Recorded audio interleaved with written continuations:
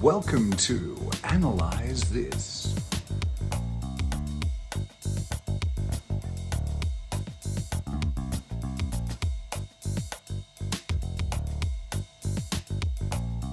Hi, from Sebastian and I. Today we have a look at a fun grade 1 piece called Gabby's Gig. Gabby bounced into my studio one day and announced, "I've written a piece of music," and played what you're about to hear as the ostinato, the left hand, for Gabby's Gig.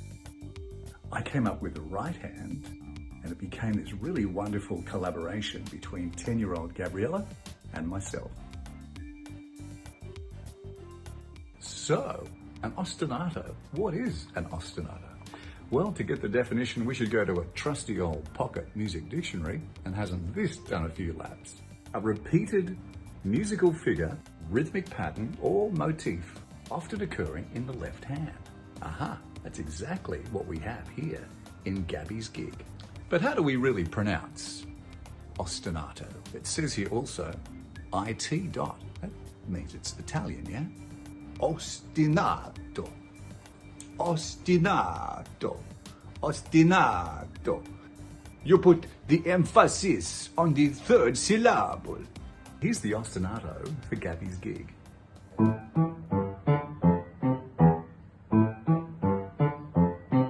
it becomes the repeated figure all the way through the song. It's got a familiarity about it, yeah?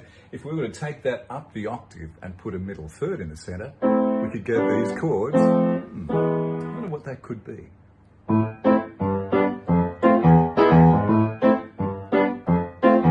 It's got a familiarity about it. I think that guy over there knows. Hit the road, Jack, and don't you come back no more, no more, no more, no more. Hit the road, Jack, and don't you come back no more. What you say? How do we get that out of your head? Oh yes, the right hand. But just before we do have a look at the right hand, that chord progression really is a great one. It's got a lot of energy just to teach a student as it is. A lot of fun. And if we put that as a left hand progression, it's great for improvising on too. Yeah, more of that in a second. So let's listen to the piece in its entirety, and then we'll have a look at the right hand itself. I say, Marcus, old chap, will you play Gabby's Gig for us just a couple of times through?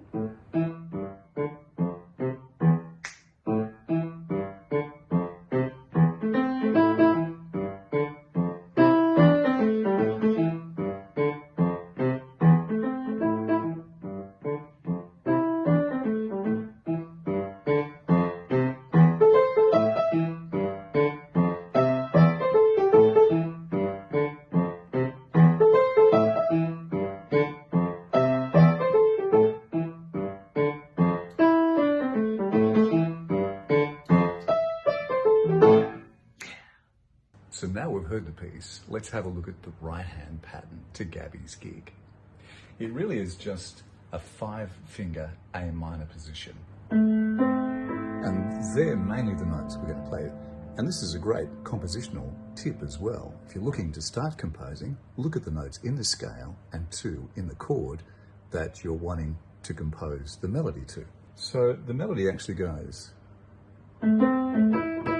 So it's simply the notes of the triad. So that's your first phrase. 4, 1, 2. And we do the second finger crossover there onto the flat 7.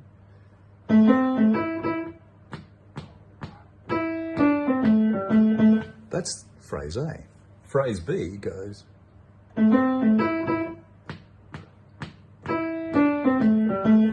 So they're really identical, except the last note is repeated the first time and not the second.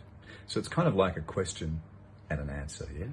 What's handy about this piece is it sounds kind of more complex than it really is. There's just one little spot where both hands overlap. Otherwise, it's the left hand by itself and the right hand by itself. Practice tip, where they do overlap, maybe do that 10 times just to get a feel for it. So let's see how the two hands actually interact now. There's our left hand ostinato.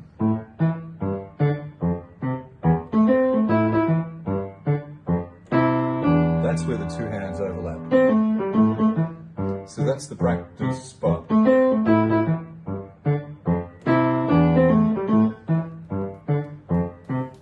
So just that little area needs a little bit of practice where the hands overlap.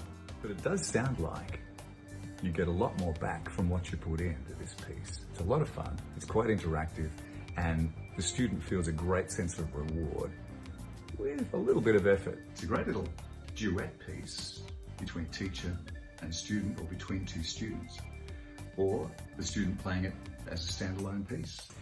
So I mentioned that it's a nice little ostinato to actually improvise too. Yeah? And how do we improvise? It's a matter of finding notes that like each other and putting them together. Who said that? Mozart, I believe. Yeah. Mozart. I seem to recall playing Mozart in a musical once.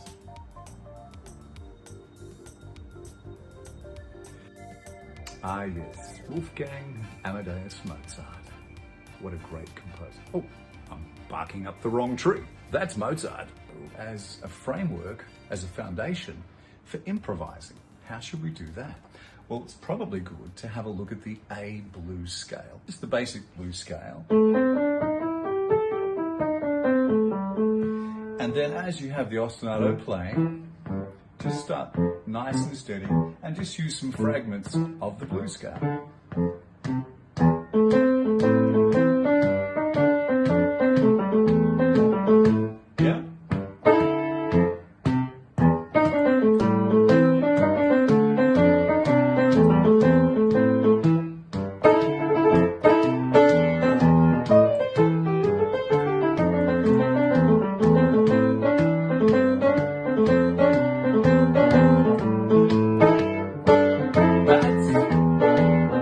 Gabby's gig,